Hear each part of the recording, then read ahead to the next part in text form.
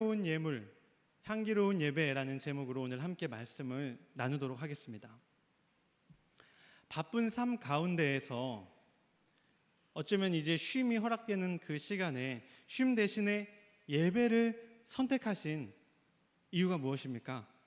또 더워지는 날씨에도 여전히 여느 교회보다 높은 언덕에 위치하고 있는 이 은재교회까지 땀을 뻘뻘 흘리면서 또 다리가 풀리면서까지 이 시간에 여기에 찾아오신 그 이유가 무엇입니까? 주일 이미 두세 번의 예배를 드리고 있고 매일 아침 새벽의 예배에도 또 참석하며 또 수요일과 금요일의 그 기도회까지 벌써 몇 년간, 길게는 몇십 년간 동일하게 이 자리를 지키시는 성도님들에게 그 마음속에 어떤 이유와 어떤 목적이 있으십니까? 예수님을 만나기 위해 예수님께 예배 드리기 위함이 그 목적인 줄 믿습니다. 예배는 한다, 예배한다, 예배에 참석한다 라는 말보다는 예배 드린다 라는 표현이 참 정확한 것 같습니다. 우리는 많은 것을 하나님께 받은 자들이며 또 그 받은 많은 것들 가운데에서 거룩하게 구별하여 또다시 하나님께 드리는 자들입니다. 우리는 우리의 시간과 우리의 마음을 하나님께 드리고요, 우리의 예물을 정성스레 하나님께 드리며 또한 우리의 삶을 하나님께 드리는 자들이죠.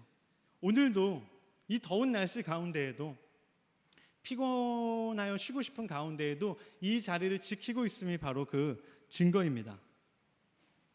그런데 세상을 살아가다 보면 이런 고민이 또 드는 것도 사실입니다.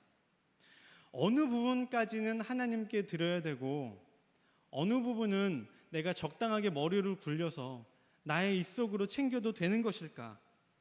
이 시간에 예배를 꼭 드려야 되는 게 맞는가? 아니면 이 시간만큼은 내가 나를 위해 사용해도 되는 게 아닌가?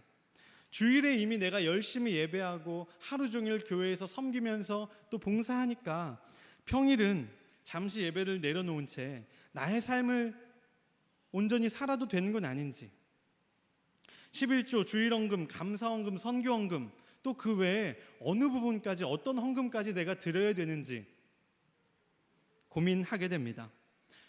목사인 저도 마찬가지입니다. 많은 목사님들을 만나봤지만 크게 다를 바가 다들 없으셨습니다. 그나마 제가 만나본 분들 중에서 유일하게 다른 분이 한 분 계신데 홍 무슨 목사님이셨거든요. 유명한 분이 누구 있죠? 홍은동의 심은수 목사님이셨죠. 목사님 사랑합니다. 네, 저 역시 성도님들 못지않게 어쩌면 성도님들보다 더 얼마나 나의 시간을 주님께 드려야 되는가, 헌금은 어디까지 드려야 되는가를 사실 고민하는 것이 사실입니다. 사역이 끝나고 나서 집에 돌아가면 그 시간을 어떻게 써야 되는가? 여전히 나는 목사인가? 아니면 이 시간만큼은 아빠로, 남편으로 살아야 하는 것인가? 근데 고민만 해서는 끝이 없는데도 불구하고 여전히 고민하는 우리에게 오늘 민수기의 말씀을 통해서 우리의 예물과 우리의 예배가 향기로운 예물, 그리고 향기로운 예배가 되기 위한 그 하나님의 답을 우리가 함께 나누려고 합니다. 과거 이스라엘이라고 해서 우리가 고민한 이런 문제들을 고민하지 않은 것이 아닙니다. 그들도 자신들의 삶을 얼마만큼 드려야 하는지, 얼마만큼 예배를 드려야, 제사를 드려야 하는지, 얼마만큼 자신의 갖고 있는 것 중에서 하나님께 바쳐야 하는지를 놓고 그들도 고민했습니다. 그리고 고민하는 이스라엘에게 하나님은 모세를 통해서 오늘 답을 전해주십니다. 근데 이것은 명령이자 하나님의 백성이라면 누구나 따라야 하는 지침으로서 주십니다. 왜 하나님이 넌지시 권유하는 게 아니라 명령과 지침으로 주시느냐? 더 이상 고민하지 말라는 거죠. 너희들이 아무리 고민해도 답이 없으니 하나님께서 친히 정답으로서, 명령으로서 내려주시는 겁니다. 과거에 그들이 어땠습니까? 그저 자신들의 소견에 옳은 대로 행동했습니다. 이 정도만 하면 되지 않을까? 자기들이 선을 그어놓고 그 선만 적당히 지켰습니다. 하나님의 마음과 하나님의 명령에는 관심하지 않고 자신이 적당히 그은 선만 지키면서 그래, 나는 충분히 다 했고 하나님은 지금 기뻐하실 거야 라고 스스로 만족하는 우를 범하고 있었다라는 것입니다. 그 고민하는 이스라엘에게, 또 오늘을 살아가며 똑같은 고민을 하고 있는 우리에게 하나님께서 주시는 첫 번째 말씀은 하나님의 것을 하나님께 드리라 라는 것입니다. 우리 민수기 28장 2절을 함께 합독하겠습니다. 이스라엘 자손에게 명령하여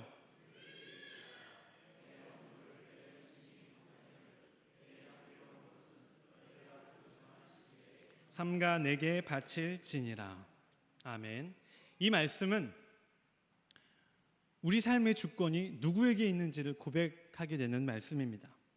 혹시 지금 이 자리에서 아무런 조건 없이 지금 당장 저에게 지갑에서 10,000원을 꺼내서 주실 수 있는 분 계십니까? 절대 갚지 않을 겁니다. 끝나고 돌려드리지도 않을 거고 제가 그냥 가져버릴 거예요. 그런데도 불구하고 저한테 10,000원 주실 수 있는 분 계십니까? 한두 분은 계실 줄 알았는데 제 삶을 반성을 좀 하겠습니다. 아무도 안 계셔서 좀 깜짝 놀라서 당황했습니다. 좋습니다.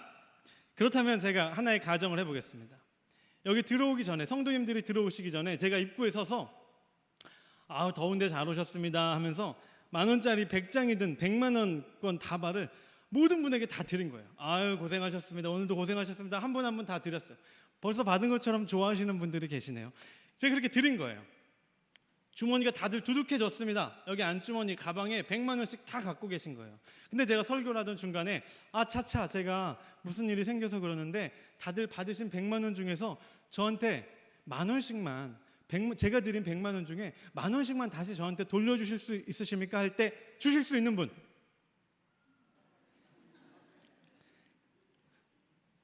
너무하시네요. 100만원씩 받아놓으시고도 그게 그렇게 아까우세요? 여전히 막 1,000만원이 아니라 막 1억을 줘봐라, 10원 한 장 주나 하는 표정으로 막 저를 바라보시는 분들이 계십니다. 의외입니다, 우리 성도님들. 그런데 아마 손은 안 드셨지만 처음보다는 그래도 줄 마음이 조금 드셨을 거예요. 제가 아무것도 드리지 않은 상황에서 갑자기 10,000원을 달라고 할 때 절대 줄 수 없지 하던 그 마음이, 그냥 대가 없이 제가 100만원을 드린 다음에는 100만원 방금 목사님이 준 건데 그 중에서 10,000원 정도야 하는 마음이 아마 생겼을 수도 있을 겁니다. 하나님은 오늘 말씀 2절에서 이렇게 말씀하십니다. 내 헌물, 내 음식인 화제물, 내 향기로운 것을 내게 바치라 라고 말씀하십니다. 하나님은 우리에게 너희의 것을 나에게 바치라 말씀하지 않으신다는 겁니다. 내 헌물, 내 음식인 화제물, 내 향기로운 것, 애초에 하나님의 것을 하나님께 바치라 라고 말씀하고 계십니다. 내 삶의 주인이 나인 사람에겐 그것이 어렵죠. 왜? 나의 시간을 쪼개서 예배를 드리는 거라고 생각을 하기 때문입니다. 일주일의 바쁜 삶 가운데 온종일 열심히 일하고 저녁 그 쉬는 시간은 온전히 나의 시간으로 갖고 싶은데 그 시간마저 예배를 드리라고? 그럼 내 시간은 어디 있어? 내 자유는 어디 있어? 라고 생각하면 예배에 나오기가 어렵습니다. 하나님께 드리는 것도 마찬가지죠. 내가 피땀 흘려 번 나의 돈인데, 이것은 내 것인데 이것을 내가 헌금해야 한다니, 그 생각이 드는 순간부터 아까운 마음이 들게 됩니다. 그러나 이 자리에 우리는 내 삶의 주인을 내가 아니라 하나님으로 고백하시기 원합니다. 하나님의 사람에게 하나님께서 주시지 않은 것이 어디 있습니까? 하나님의 사람에게 애초에 처음부터 내 것이었던 게 어디 있습니까? 하나님의 사람에게는 그 모든 것을 하나님께서 허락하신 줄을 믿습니다. 그것이 시간이든 정성이든 예물이건 우리가 하나님께 기꺼이 드리기 위해서는 가장 먼저 전제되는 것이 있습니다. 내 삶의 주인은 하나님이시고 나에게 허락된 모든 것은 하나님께서 주신 것이다. 우리가 그것을 인정할 때, 나의 삶의 주인을 하나님으로 고백할 때 나에게 주신 그 모든 것 가운데 일부를 구별하여 하나님께 기꺼이 드릴 수 있는 줄을 믿습니다. 두 번째로 우리의 예물이 향기로운 예배, 향기로운 예물이 되기 위해서 필요한 하나님의 말씀은 바로 흠없는 것을 하나님께 드리라 라는 것입니다. 오늘 말씀 3절, 28장 3절을 합독하겠습니다. 또 그들에게 이르라, 너희가 여호와께 드릴 화제는 이러하니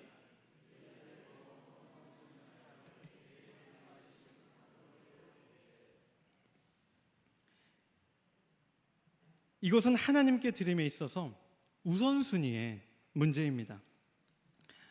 저희 둘째 체린이는, 형겸이는 좀 먹는 걸 안 좋아하는데 둘째 체린이는 훨씬 더 잘 먹습니다. 먹는 걸 좋아합니다. 그래서 어렸을 때부터 오빠가 있다 보니까 어쩔 수 없이 과자를 좀 일찍 먹였어요.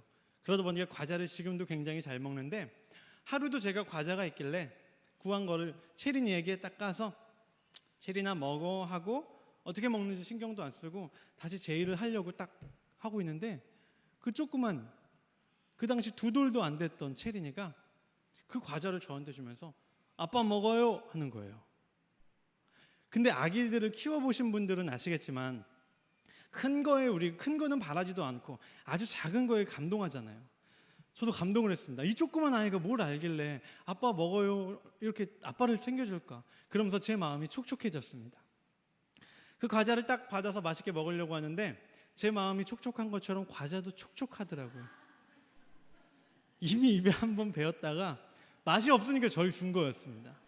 그러니까 저는 막 감동하고 있었는데 보니까 이게 지가 딱 먹어보고 입맛에 안 맞으니까 아빠 먹어요 한 거더라고요. 그래서 제 입에서 거칠게 부서진 과자만큼 제 감동도 산산이 부서져 버렸습니다.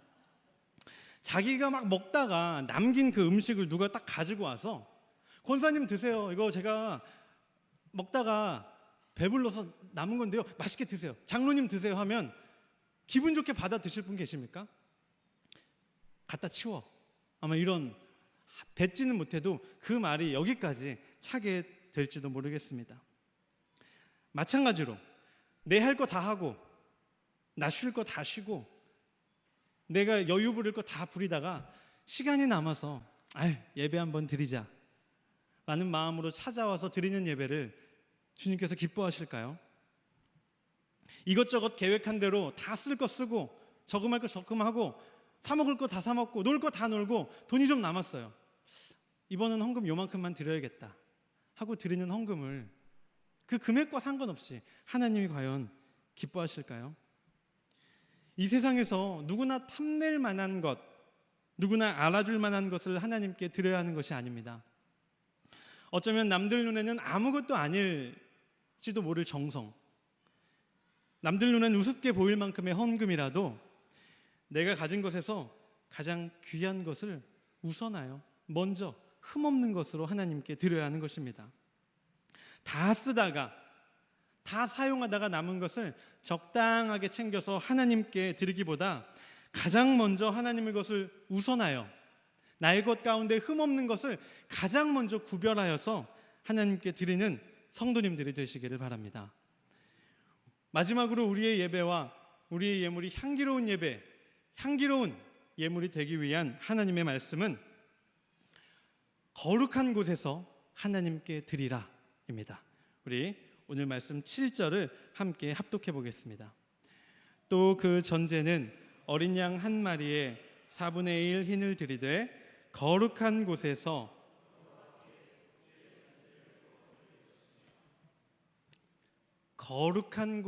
하나님께 드리라 말씀하십니다. 우리가 흔히 거룩한 곳 하면 어디가 떠오르시나요? 교회, 성전, 겉으로 훌륭한 외관을 갖춘 건물이 먼저 떠오르게 됩니다.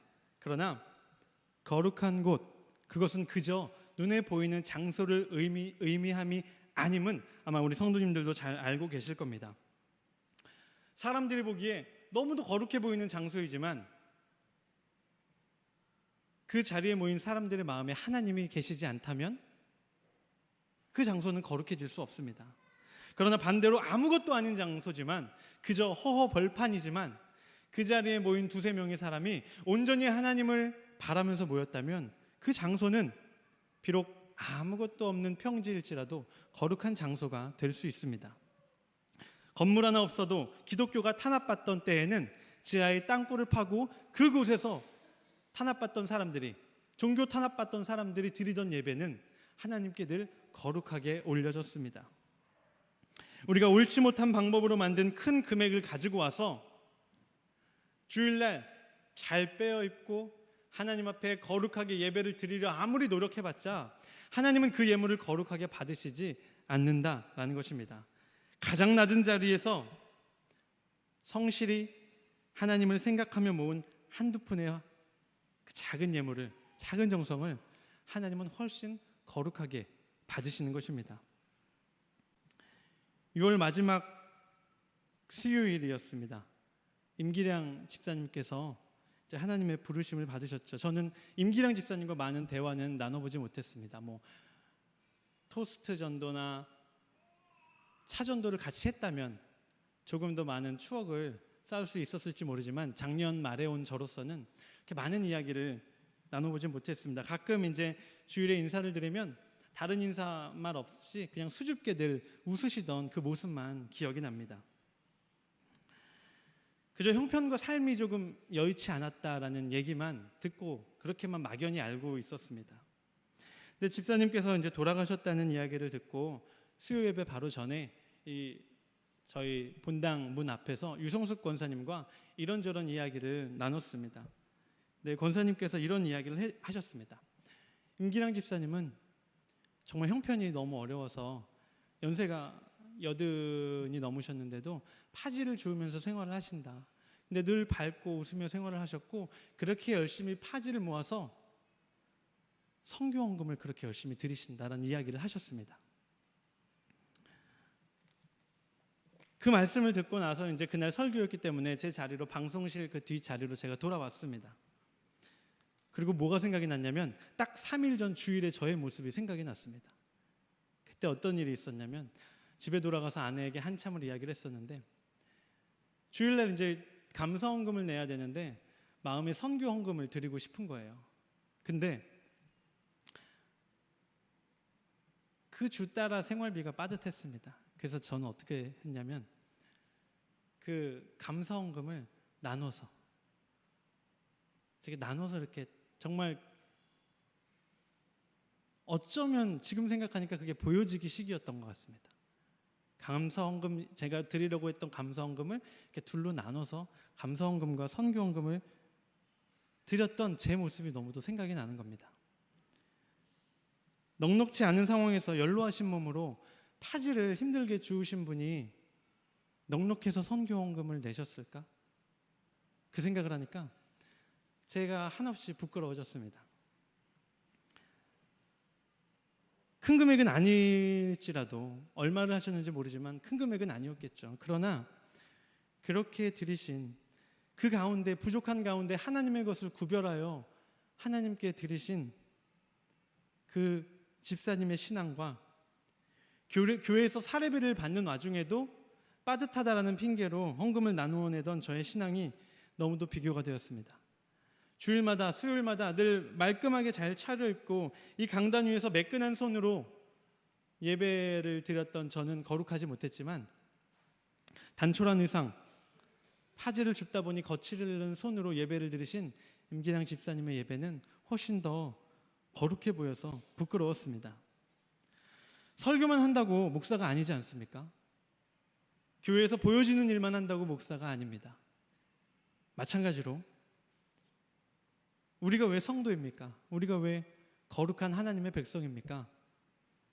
거룩한 마음으로, 거룩한 삶으로, 거룩한 자리에서 거룩한 예배와 거룩한 예물과 거룩한 삶을 드리기 때문입니다. 하나님께서 나에게 주신 것을 인정하며 기꺼이 하나님께 드리기 원합니다. 그리고 그 가운데 흠이 없는 것을 가장 먼저 구별하여 하나님께 드리기 원합니다. 또 하나님만을 생각하는 거룩한 자리에 서서 하나님께 드리기 원합니다. 그때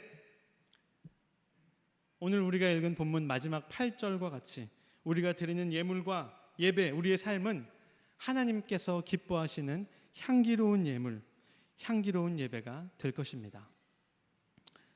우리 시간 나의 모습, 나의 소유와 함께 찬양하시고 함께 기도하시겠습니다.